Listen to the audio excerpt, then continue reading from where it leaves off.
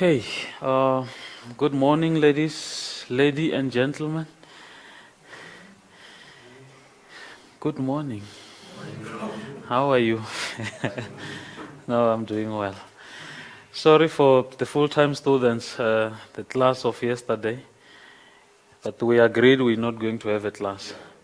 I think we agreed on 10 to 11 on Mondays. 10 to 11. Will that work? You mean 10 o'clock to 11 o'clock Yes. on Monday? Yeah, because Okay. we're shifting the Wednesday period. Yeah. Okay. That works for you, huh? So is that the consensus? Is that the agreement? 10 o'clock to 11 o'clock. Is it working for you, Parama? It has to. How is your schedule? I'm looking on my timetable here. Are you okay? Yeah, it's okay. So it's 10 o'clock to 11 o'clock. And then the Wednesday class, Wednesday late afternoon class falls away. Nah. Also, Yeah, we're not going to meet then. So basically what we're going to do is we meet on Thursday, this class, and then our next class will be Monday, 10 to 11, and then again on Tuesday. Yeah.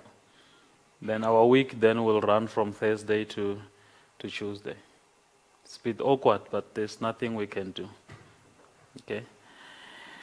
All right. Some few administrative issues or announcements. Having spoken about the Monday class, I am not here next week, the rest of the week, so we're not going to meet here, not even down there. And also on Monday, the 24th, I'm only returning that morning. Maybe I'll be around, but I won't make it for 10 to 11. I will still be somewhere, either in the air or I don't know. God knows. God knows. So we won't be having that class on the 24th, but then the Tuesday of the 25th, we will have class. And what are we going to do that day?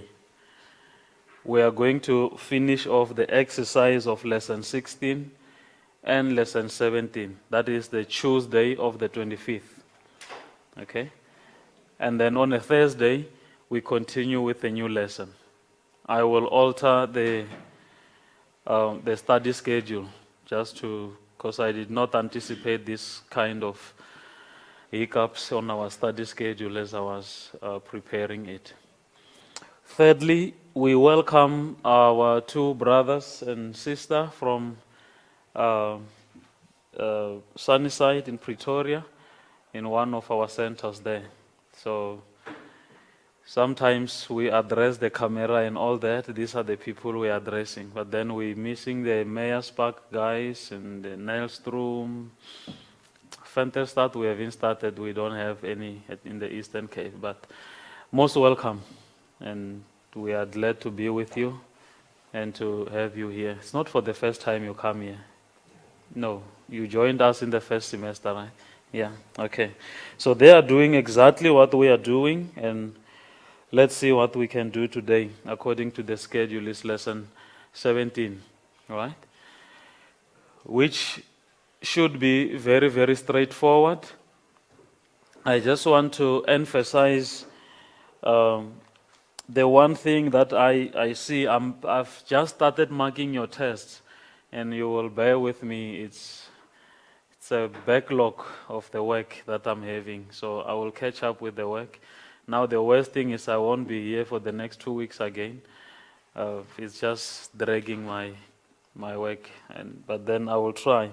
Something that I've realized as I was marking your test is that goes to the rest of the guys also from the various centers. You are not doing much when it comes to vocabulary. You're not showing any effort in studying your vocabulary, and that's a big worry for me. You have seen how it works, or how it worked in the first semester. Without a proper base of vocabulary study, you definitely won't make it. Any language, whether it's English or Afrikaans or any language in the world, you've got to study the vocabulary. Once you have gathered the vocabulary, then you can communicate, all right? You can't communicate if you don't know what is this, what is that, and so forth. So please don't be lazy to study the vocab. It's very, very basic in the study of the language. And I'm beginning to realize that while I'm marking your tests, you are not there yet. If I may give it a percentage, you are like 25%. You're not even there. And 50% is not what I promote. We need something big, all right? So please, let's focus on the vocabulary. Focus on the vocabulary, and then you will be able to handle the language. I really motivate you to do that, okay? Whether it's flashcards or whatever, it's living language, whatever method you are using, use it and build your vocabulary. Please, I want to emphasize that, because without that, then we are doomed. Let's look at lesson 17. Some few things to take care of as our outcomes. Remember, I'm always emphasizing the recognition of something so that you will be able to explain it. And what is it that we are focusing on today? I will make a link of this lesson to some previous lessons that we have done in the first semester. Recognize and explain the third declension in all its facets. Lesson 3 or lesson 4, if my memory serves me well, of Croy, I introduced you to the declensions, the first declension and the second declension, and now we're actually going back to lesson 3 or lesson 4. I'm introducing to you now the last or the third and the last declension of Greek nouns. So in that way you will be able to, welcome Ref, you will be able to place to place this lesson at least in lesson 3 or 4. It's just an introduction of yet another declension. I will talk about it and I will remind you what a declension is and so forth. So that is one of our outcomes. You have to recognize and explain the third declension in all its forms or facets. Okay? That is the one thing we are looking at today. Secondly, recognize the basic third declension endings. And that is also very, very important. Remember, I will talk about that. This is also very, very important. When I spoke about the declension in the first semester, we said it's a group of nouns that behave in a similar way, or that actually have the same inflectional changes. And what do I mean by inflectional changes? Those endings. Some end in the os and the pure alpha and the pure eta and so forth. And you studied the pattern, how the masculine noun changes their endings, and how the feminine noun changes, and how the neuter nouns change, right? So this is yet another point to emphasize. Recognize the basic third declension endings. They are also having a uniform endings, similar inflectional changes. And so you've got to recognize that, because then if you can't recognize them, then you won't be able to tell whether it's a first declension or second declension or third declension.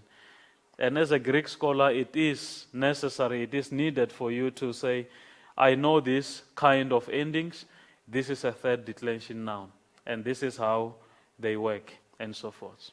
Okay? Now, third, let's see. Recognize and explain the monosyllabic nouns of the third declensions. We will talk about this, and you will know what do I mean by mono. What does mono means? 2 or 1, Pararai? Are you sure? Are you sure? Mono means 1, okay? Now he's not sure, okay? Good. Now, you look at the third one or the last one, recognize and explain the neuter nouns. There's something missing there. neuter nouns ending in ma. You have that suffix ma. In Afrikaans, ek dink ek het dit mooi gesê, die onsydige selfstandige naamwoorde wat eindig in of op ma. Nee. So you're going to deal with specific nouns with this ma ending. And they form a very special group.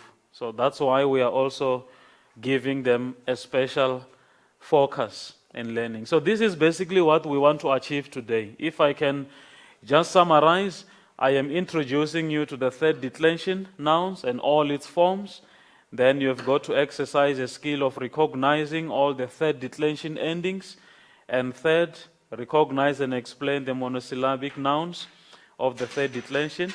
And again, deal with the recognition and explaining of the neuter nouns, which ends in that suffix ma. Is that complicated for a lesson or too much for today's lesson? So that's very straightforward. And then let's look at the very first thing. Just to give you a bit of a revision as we get to the third declension nouns. What is the declension? Actually, this is the question I'm trying to answer here. We are looking at that concept, declension. What is it? A declension is a group of nouns, pronouns, or adjectives that behave in a similar inflectional, or that have a similar inflectional forms to show their function in a sentence. Now, if you have a particular inflectional form, and now remember the outcomes, you must recognize and explain, okay? If you realize that this is a kind of an ending, say an on ending or an os ending and so forth, then you will determine the function of that noun in the sentence. And what do I mean by a function? How can a noun function in the sentence? Tell me some possibilities on which a noun can function in the sentence. I'm not asking rocket science here, it's a simple thing. All right? And that is a case, but what is the function of that?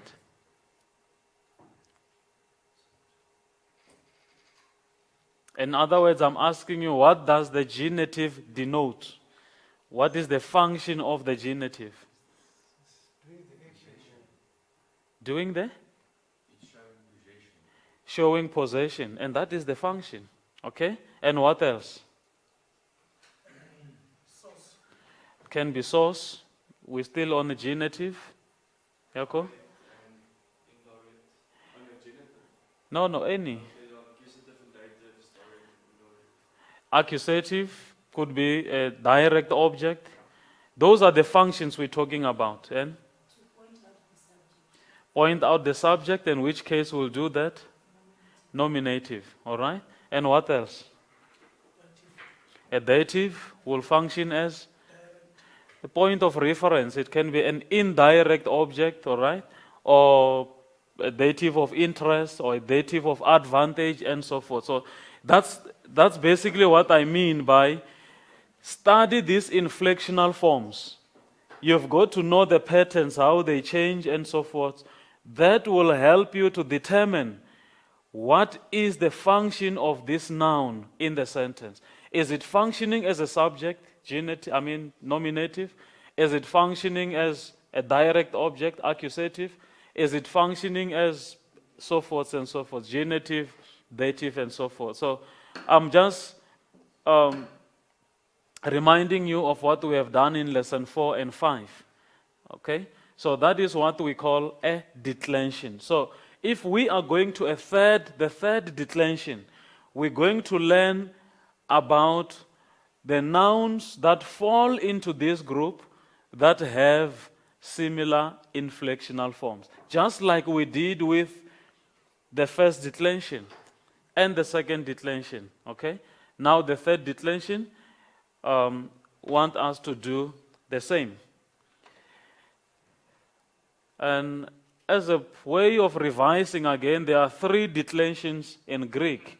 Now this should sound as a familiar song to you. First declension, it contains a large group of feminine nouns ending in alpha or pure alpha and pure eta. Ending in alpha and eta, traditionally known as pure alpha and pure eta. You remember those nouns? Can you give me some few? Pararai. It's because you are sitting in the front today. So next time you come and sit at the back, I will start at the back. Adelphi, Adelphi, and what else? Let's. Doxa, Isaac. Ura, good. Yako? Again, okay, yeah, it's a demonstrative. Werner, you must be thinking of a noun there. What? Just write it down for me. Danny? Any other feminine verb you know? You won't tell me you don't know any feminine verb. I'm coming back. What is that? Ora. Okay, good. Adelphi. But he said it already. What other noun do you know? We have learned so many of them. Mukesh? Sarah? You say?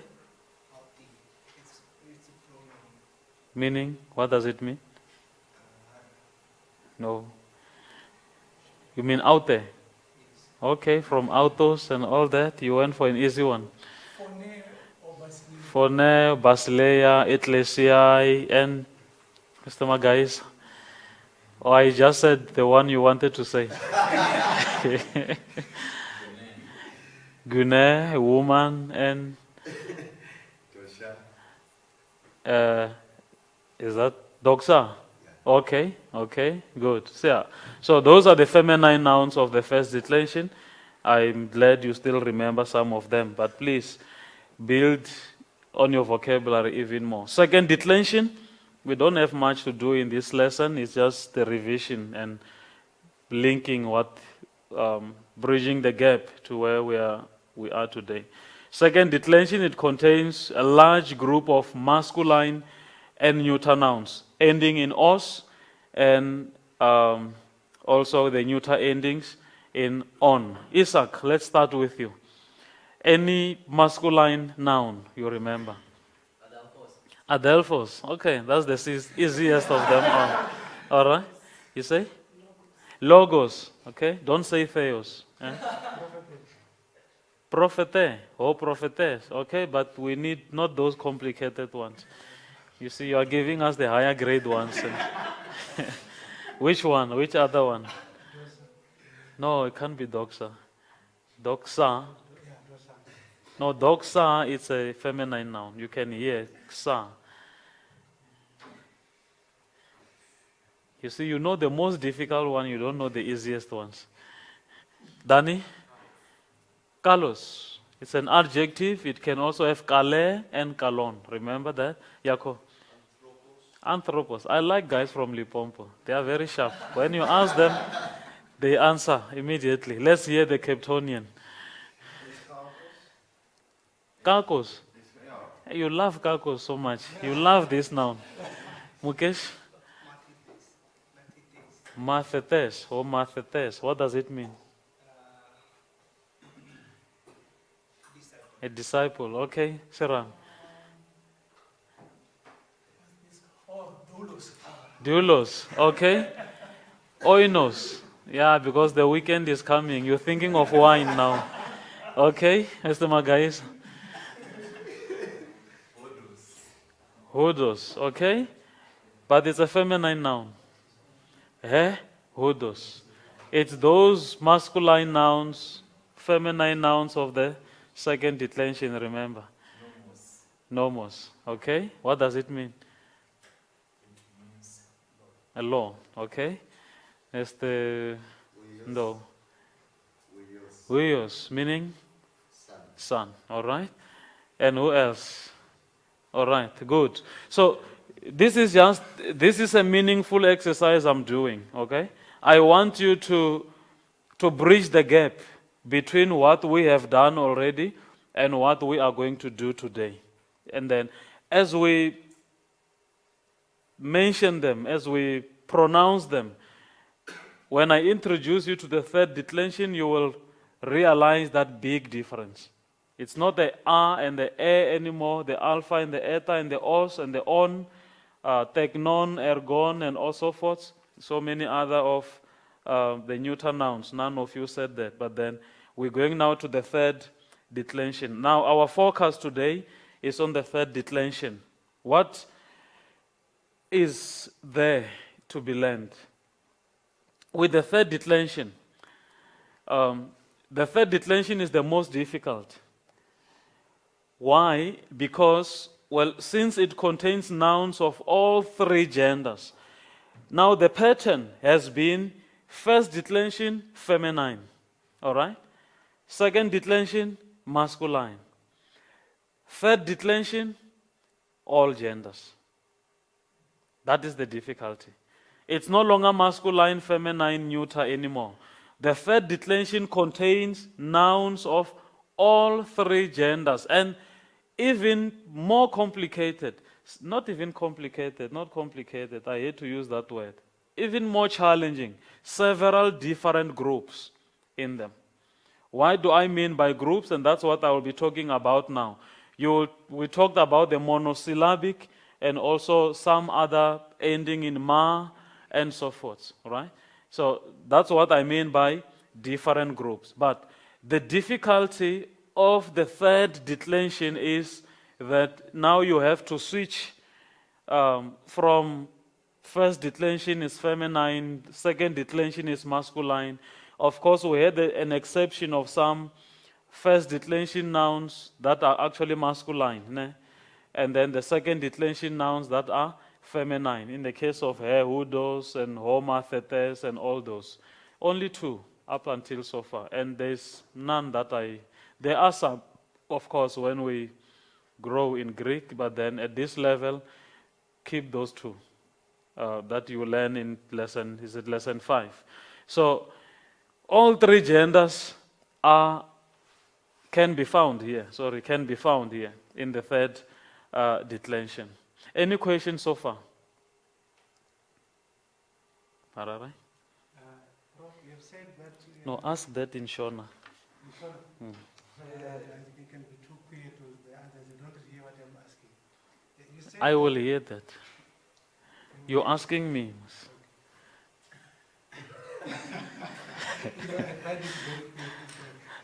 You said... No, in Shona. Yes. I can't do that. Why?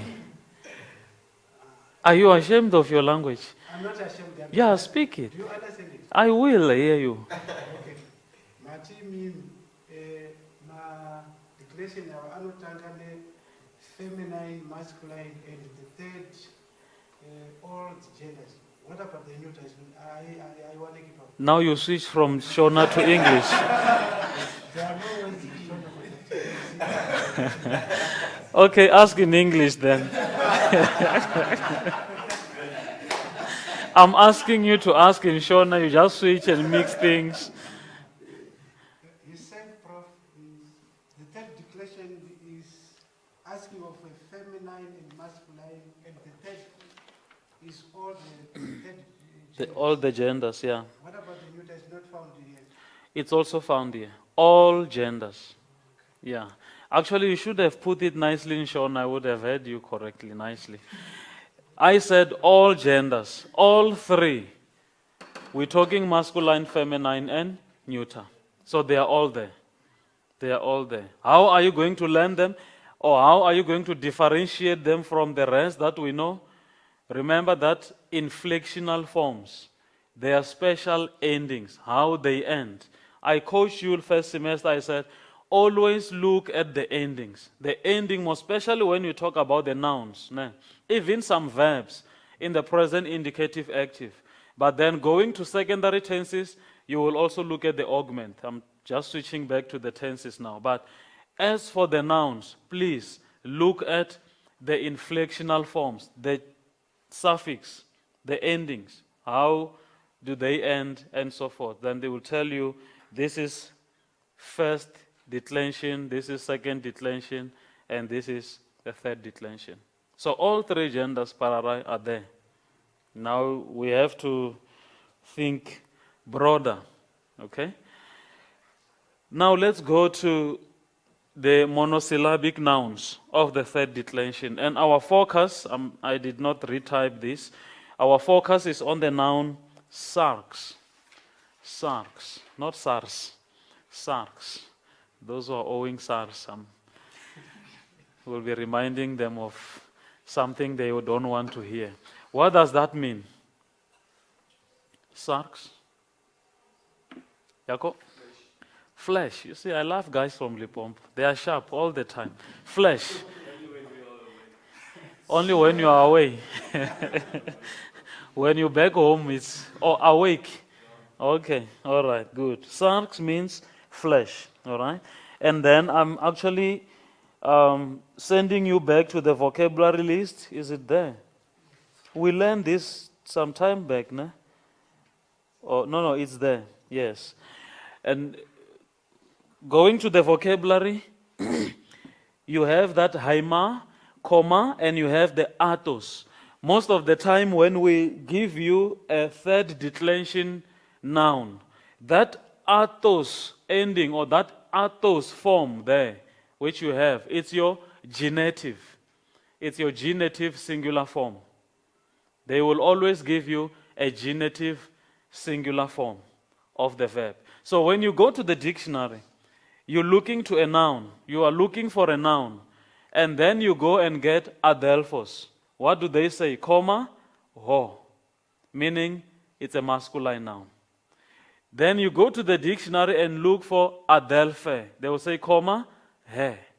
It means it's a feminine. Then you come to the dictionary and you get a verb, a noun like sarx. And then you have sarkos. That atos ending. It means it's a third declension noun. You see how you can going to differentiate them from the dictionary. The masculine form, it will be comma, ho. Okay? Just look at lesson 3 now, or lesson 4. Most of the nouns there, logos, comma, ho. The first declension, adelphe, or hurrah, or doxa, it will be comma, he. No? It tells you it's a feminine noun. But then the third declension, the feminine noun of the first declension, the masculine noun of the second declension. When we come to the third declension, there will always be that comma, then the atos and the arcos and all that. But then you have to learn them because some of them will have that ho, right? But they belong to the third declension. It's a masculine noun of the third declension.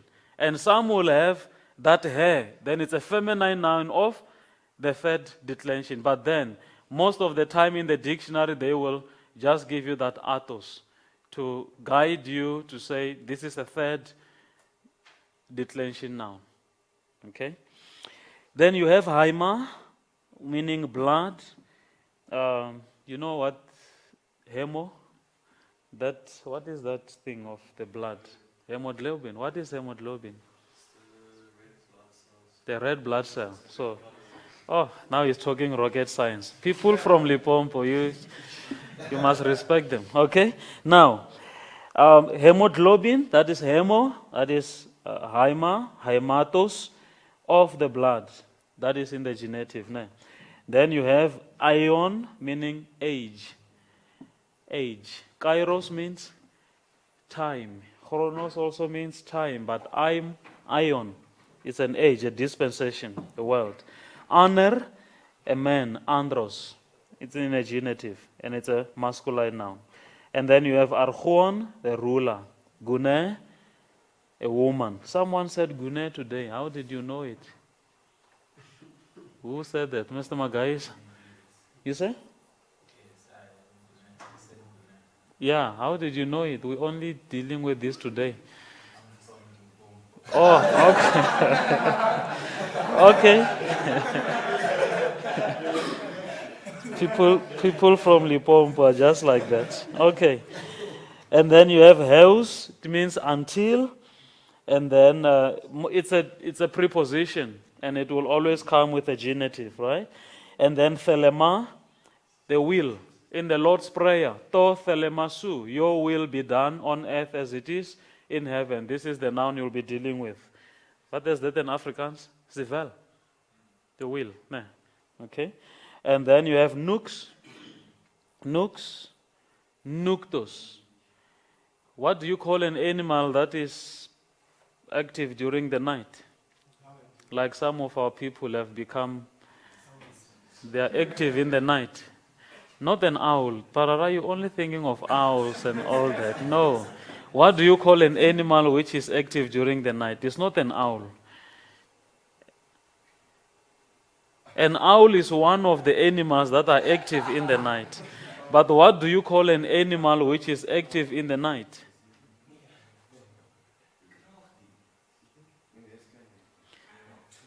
Nocturnal. A nocturnal animal. It's active during the night. I know students are very nocturnal.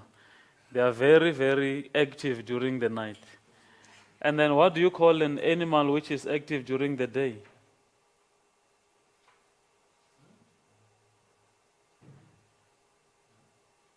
Come on, university students. What is the question you asked? The question is, what do we call an animal which is active during the day? It's not there in the book. It's a dayturnal. Yeah. It cannot be.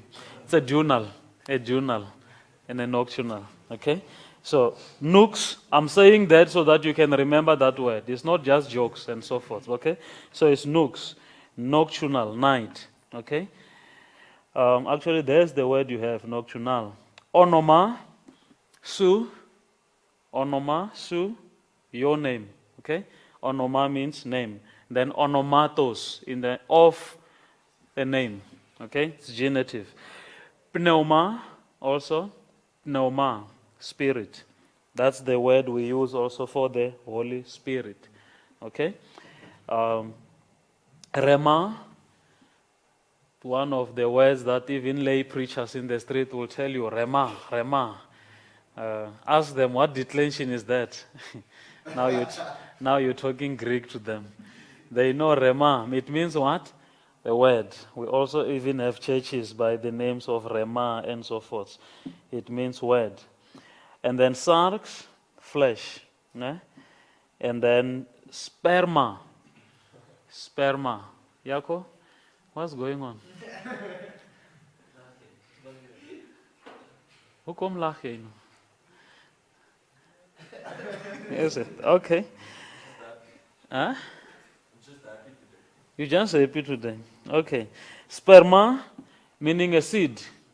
Okay? Or an offspring. The biological terms, sperm, seed. Okay? It comes from here. Sperma. Stoma, it means the mouth. Okay? But then very awkward because then there they say stomach. And mouth cannot be stomach. Okay? Yeah, something you eat on your mouth and then it goes to your stomach. It's a story to tell, to remember that now. Shuma, meaning the body. So please learn those nouns and know them, please. Coming to the monosyllabic, we have, please go and study the declension of that noun, archon, meaning the ruler. Look at how it changes. Let's start with it. Archon, on the nominative, on the genitive, archontos. What I want to focus on is the dative plural. Look at it. The dative plural with the ocene ending. You will confuse it with another verb. What verb is that? Another form of a verb.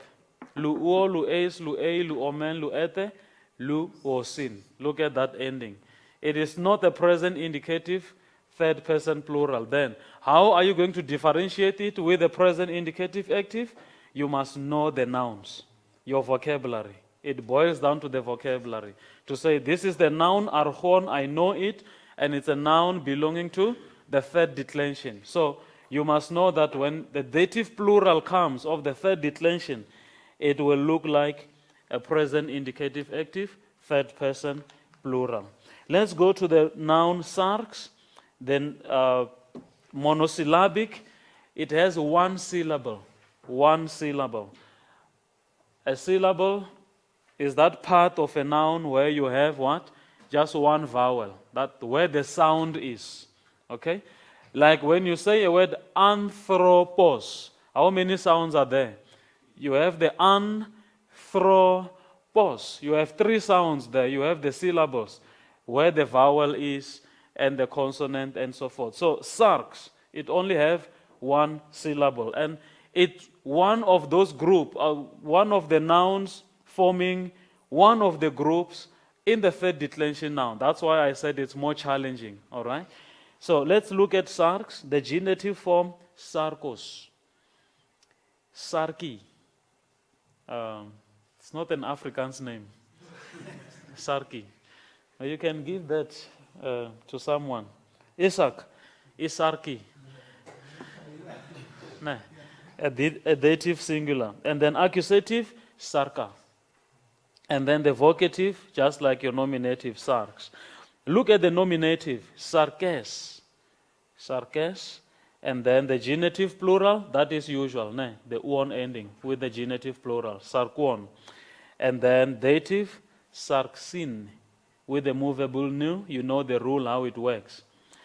And then the accusative plural, sarkas, and then the vocative is just like your nominative. And without wasting much time, because I want to do at least one or two sentences with you, we come now to the neuter nouns with the ma endings. All I'm leaving for you to do is to study those, know all those, how to decline them and so forth, so that come the test, you don't tell us stories.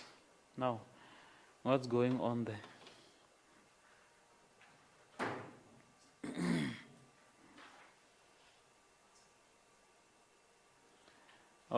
Our focus is on the word suma, meaning body, and look at how it declines. Suma, sumatos. That is the benchmark, that atos ending in a genitive. That's how you're going to know the third declension nouns. And then sumati, and then suma again. The vocative, the plural, look at the nominative, the vocative, and the accusative is the same. Sumata, sumata, sumata. But then the text, the context will tell you which one are you dealing with. And then the dative, the genitive plural, sumatuon. And then the sumasin in the dative. Okay. And that is basically what we were to do in lesson 17, just to introduce to you this declension, and this is the last declension anyway. There is no other declension that we are going to learn in Greek. It's only the first, third, and first, second, and third, and that's all. And now all we need to do is to study more nouns, know them, classify them. This is the first declension, this is the second declension, that is the third declension, and know how their inflectional changes are. I skipped that because of time. It's in page 97. Look at the endings there. The basic third declension endings are as follows. You look at that sigma at the end, the os, the genitive, right? Then the dative, it will end with that iota, and then the alpha and the sigma again. And then the plural form, the s, the uon, the c, the as, and the s. Okay? Those are basic endings. If you can just memorize that or know that, study those ones. At least when you meet a noun in the text, you will know, oh, this ending, there's nothing to do with the first declension, there's nothing to do with the second declension, I suspect a third declension. Please, I beg you to do that. I beg you to do that. All right? Any questions so far? Read all the notes and everything else. We will address some of the rules when we deal with the exercises in the class. But now, I want us to go to practice and review sentence number 1, and then we also do sentence number 2 quickly, and then sentence number 5. Yes. Danny, read sentence number 1 for us. Ik deel tomatoes pidas mee. M1. M1. Gewoon ik zie Exer Hontai. Germontai Teta Tremata Ding Tes Jues. Okay? The more you read it, the fear goes away. You get used to it. All right. Then someone can identify, Mukesh, identify a verb in that sentence.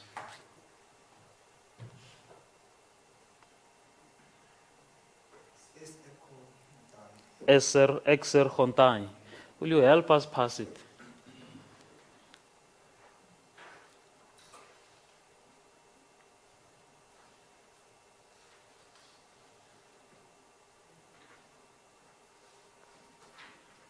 Anyone with an idea? It's future indicative. Future. Look at the ontai ending. Where do you place it? Remember lu omai, lu ei, lu otai, lu etai, lu ometha, lu este, and then lu ontai. The present middle or passive indicative. Okay? Good. Of which word? From which word?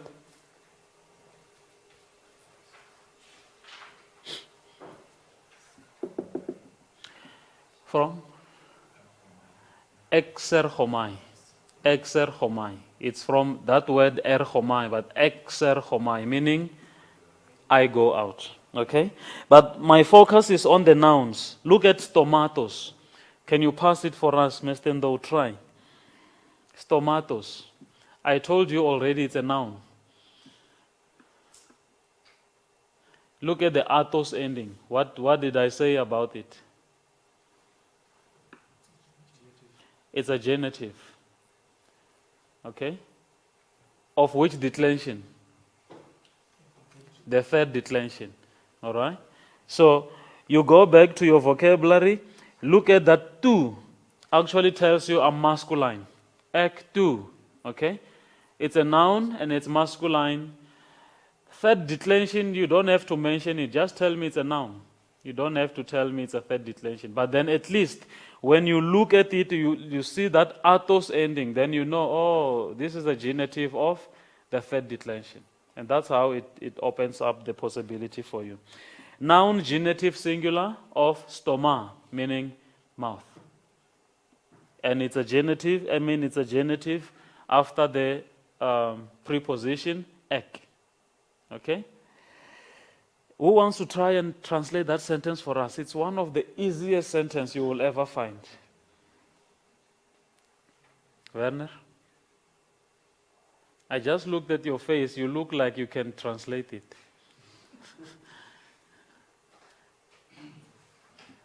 Out of the mouth of the teacher. Good. Out of the mouth of, not just the teacher. The daskalu. No. The daskalu, hemon. Out of the mouth.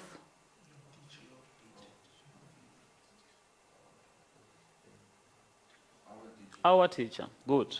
Out of the mouth of our teacher. Comes the word of life. Yeah, comes or come out or whatever. Okay? Tauta ta remata. These words of life. Simple as that. Okay?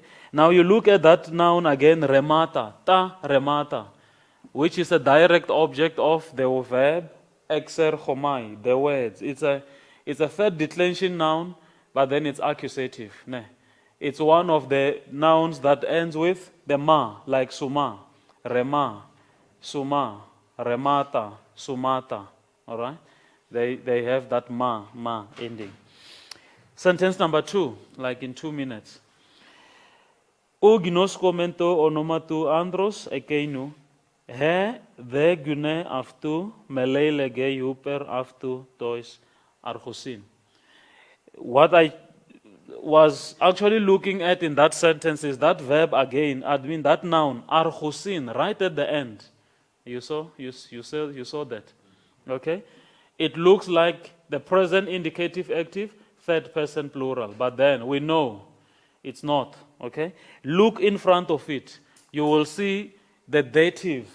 It tells you it's a noun. You will see the dative definite article tois. To the authorities or for the authorities.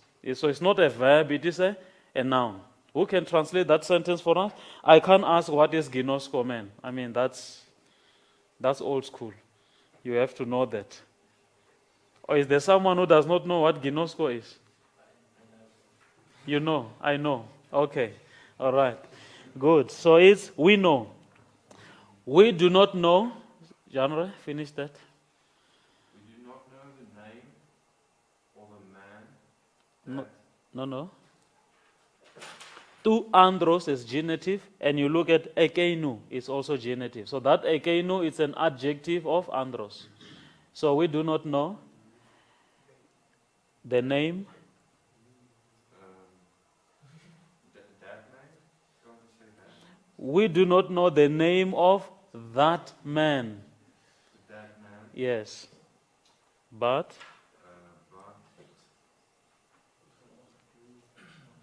the woman.